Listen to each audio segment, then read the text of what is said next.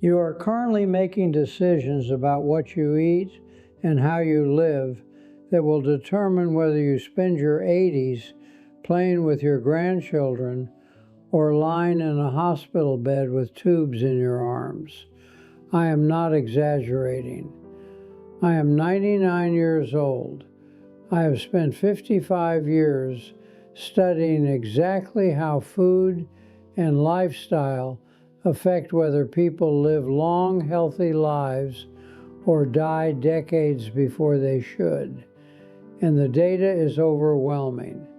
We know what works. We have known for years. The problem is not the science. The problem is that nobody is listening. My name is Harold Weston. I was a professor of nutritional biochemistry at the University of Pennsylvania for 45 years. I have published over 340 papers. I have trained 60 doctoral students. I have sat in front of congressional committees and explained what the research shows. And I am going to tell you right now the 8 things that matter most for living a long life without spending the last 20 years of it sick. These are not opinions. These are conclusions drawn from thousands of studies spanning half a century.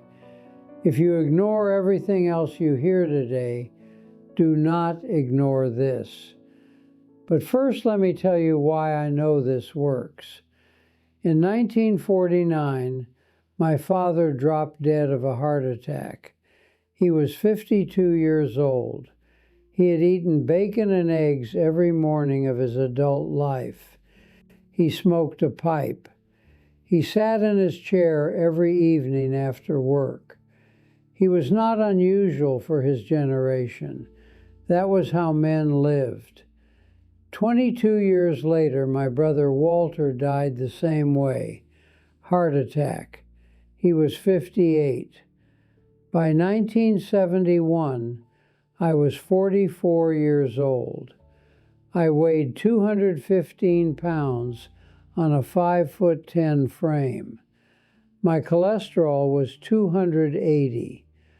I remember sitting in my doctor's office and hearing him say that if I did not change how I was living, I would likely follow my father and brother within 10 years. I had 2 young children. I had a wife I loved. I had a career that was just beginning to matter, and I was being told I was walking the same road that killed the 2 men I admired most in the world. So I changed. I lost 45 pounds over the next 2 years. I started walking 3 miles every morning. I cut most of the meat out of my diet.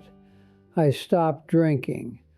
I read everything I could find about diet and disease. And then I spent the next 50 years studying it professionally. I am now 99 years old. I have outlived my father by 47 years. I have outlived my brother by 41 years. And I am still here, still reading the journals every morning, still walking, still sharp enough to tell you exactly what the science says. So here are the 8 keys. Listen carefully. Key number 1 is movement. Not exercise, movement. I know the fitness industry wants you to believe you need gym memberships and personal trainers and heart rate monitors. You do not. What you need is to move your body every single day in ways that feel natural. Walk, garden, take the stairs, carry your groceries. The longest-lived populations on Earth are not doing CrossFit. They are walking to visit their neighbors. They are tending their gardens. They are climbing hills because that is how they get from one place to another.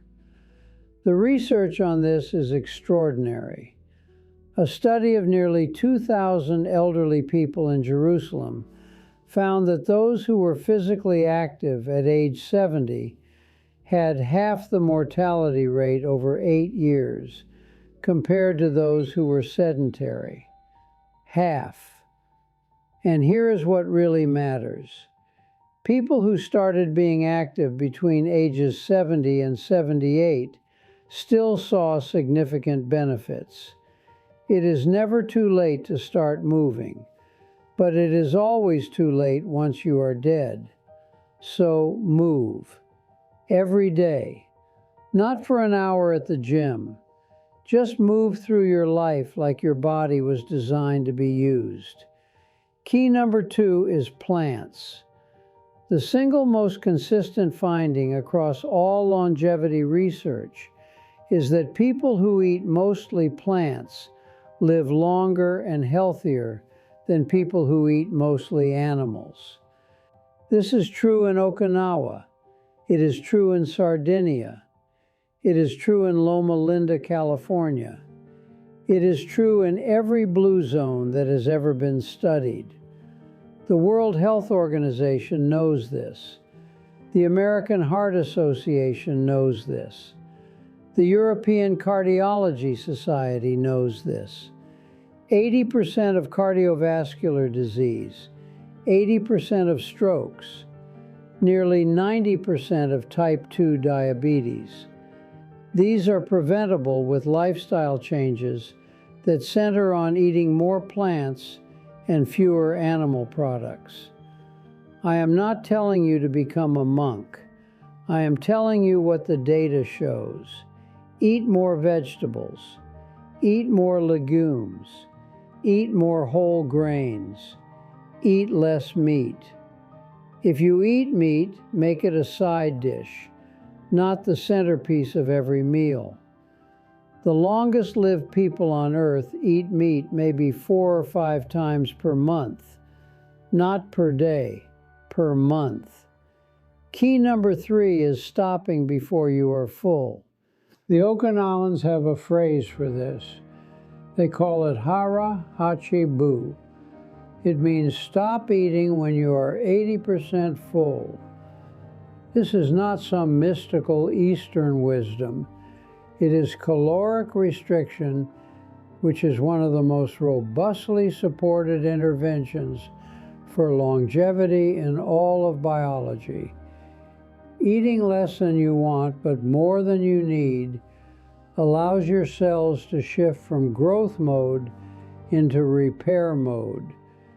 It reduces inflammation, it reduces oxidative stress, it extends lifespan in every organism that has ever been studied, from yeast to worms to mice to primates. You do not need to count calories. You do not need to weigh your food. You just need to stop eating a few bites before you feel completely full. Eat your biggest meal early in the day. Eat your smallest meal in the evening, and then stop eating for the night. This is how our bodies evolved to eat. The constant grazing that the modern food industry encourages is slowly killing us. Key number 4 is sugar, and this is where I need you to pay very close attention. For decades, the food industry told us that fat was the enemy. That was a deliberate lie funded by the sugar industry to distract from their own products. The truth is that added sugar, particularly the industrial quantities we consume in processed foods and beverages, is one of the primary drivers of cardiovascular disease, diabetes, obesity, and early death. A study from the Centers for Disease Control in Harvard found that people who consume 25% or more of their calories from added sugar were nearly 3 times more likely to die from heart disease than those who consumed less than 10%. 3 times. And this relationship held regardless of body weight, age, sex, or physical activity level. Sugar is not just making you fat. Sugar is damaging your heart, your liver, your blood vessels. The average American consumes over 70 pounds of added sugar per year. That is poison. There is no other word for it. Cut the sugar. Cut the soda. Cut the candy. Cut the processed foods that hide sugar under 50 different names. Your body does not need any added sugar. None. It can make all the glucose it needs from complex carbohydrates.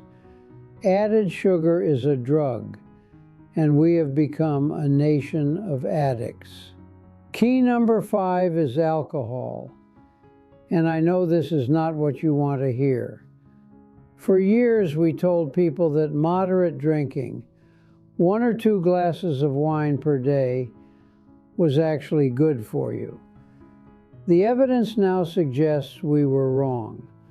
A massive study funded by the Bill and Melinda Gates Foundation looked at 195 countries and found that the level of alcohol consumption that minimizes your overall risk of dying from something is 0. 0 glasses of wine, 0 beers, 0 cocktails. Now there is some nuance here. For people over 40 without underlying health conditions, very small amounts of alcohol may provide modest protection against heart disease. But that benefit is completely offset by increased risk of cancer, liver disease, accidents, and a dozen other causes of death. The researcher who led that study, Max Griswold, was himself a social drinker. He said he had to reconsider his own habits after seeing the data. I stopped drinking entirely 40 years ago. I do not miss it. Key number 6 is tobacco. I almost did not include this because it seems so obvious. But I taught long enough to know that obvious things need to be said. Tobacco use is still the single largest preventable cause of death in the industrialized world. If you smoke, nothing else I have told you matters as much as quitting. If you do not smoke, do not start. If someone you love smokes, show them the data.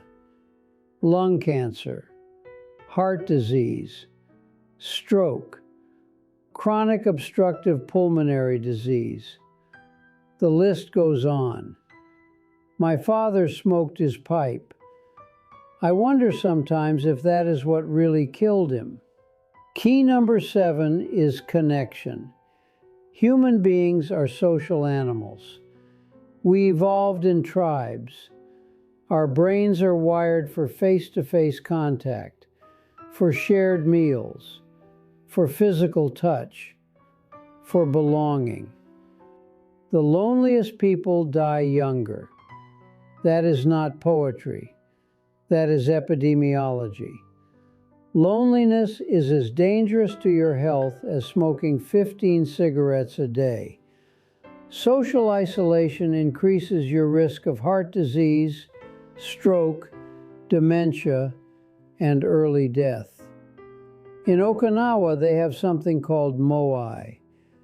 These are social support groups that form in childhood and stay together for life. One moai that researchers studied had been meeting together for 97 years. The average age of the members was 102. They got together every day to talk, to share sake, to look after each other.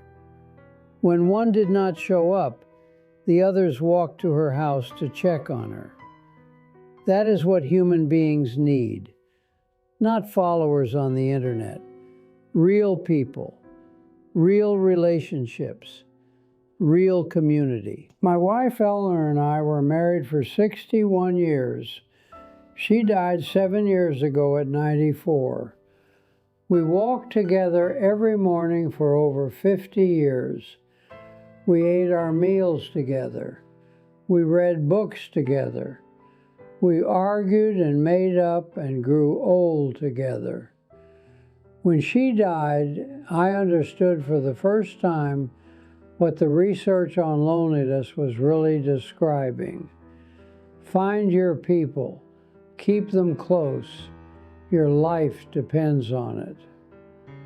Key number 8 is purpose. The Okinawans call it ikigai. The Costa Ricans call it plan de vida. The researchers call it having a reason to get up in the morning. Studies consistently show that people who feel their lives have meaning live longer than those who do not. This is not about career success or status. It is about feeling that your days matter, that you are contributing something, that you have not yet finished whatever you were put here to do. I am 99 years old. I still read the journals every morning. I still correspond with my former students. I still write. I still have doctoral candidates who call me for advice. When I wake up, I know what I am going to do that day, and I know why it matters. That is purpose. It does not have to be grand. It does not have to change the world. It just has to be yours. So there they are, 8 keys. Move every day. Eat mostly plants.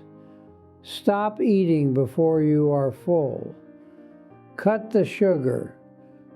Eliminate or drastically reduce alcohol.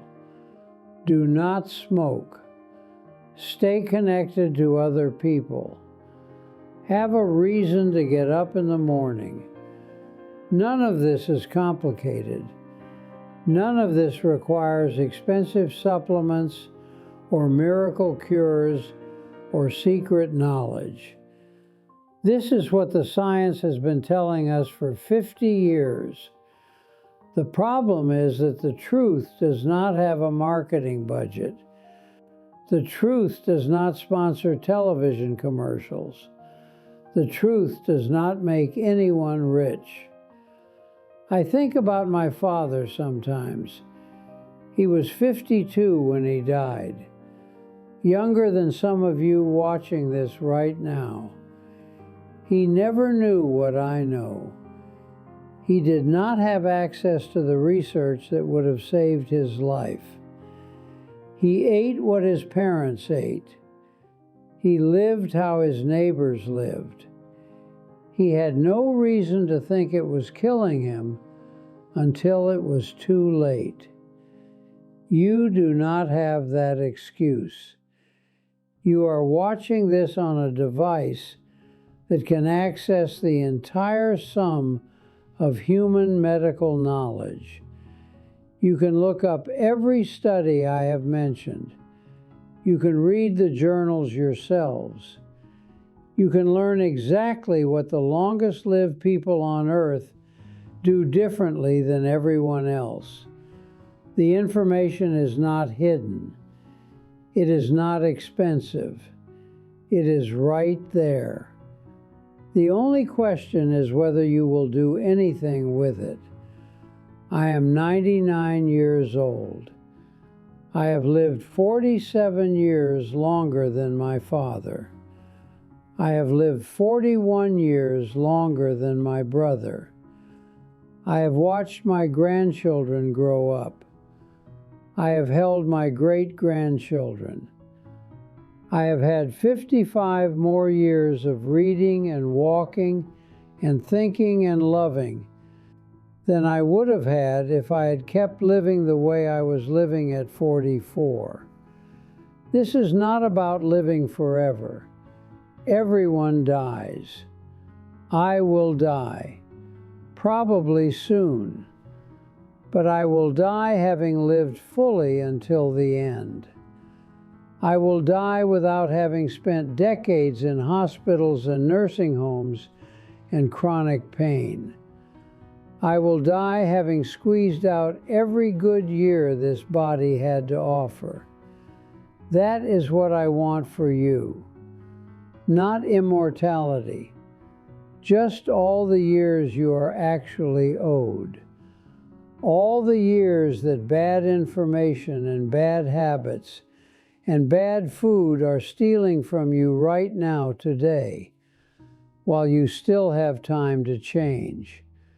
Make the changes today, not someday, not after the holidays, not when things settle down. Today, your future self will thank you if you give that future self a chance to exist.